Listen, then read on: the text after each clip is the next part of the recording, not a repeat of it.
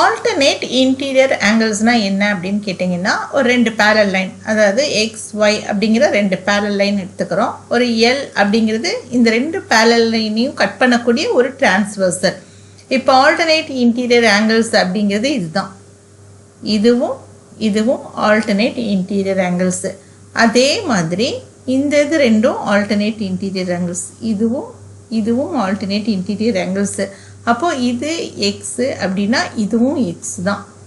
இது ஒய் அப்படின்னா இதுவும் ஒய் தான். இப்போது ஒரு லைன், ஸ்ட்ரைட் லைன் இருக்குது. இப்போ இந்த எக்ஸ் ஒய்ன்றது லீனியர் பேர். அப்போது இது என்னது 180 டிகிரி கிடைக்கும். அதே மாதிரி இதுவும் 180 டிகிரி கிடைக்கும். இப்போது இங்கே இருக்க எக்ஸ் தான் இங்கேயும் இருக்குது, இங்கே இருக்க ஒய் தான் இங்கேயும் இருக்குது.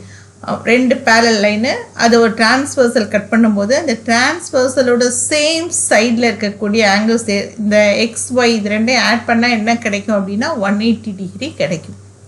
ஓகே, அவ்வளோதான். பேரல் லைனில் ஆல்டர்னேட் இன்டீரியர் ஆங்கிள்ஸ்னால் என்னென்னு பார்த்துட்டோம். டிரான்ஸ்வர்சலோட சேம் சைடு இருக்கக்கூடிய ஆங்கிள் ரெண்டையும் ஆட் பண்ணால் என்ன கிடைக்கும்ன்றதையும் இந்த வீடியோவில் பார்த்துட்டோம். உங்களுக்கு பிடிச்சிருந்துச்சா இந்த வீடியோவுக்கு ஒரு லைக் போடணும்.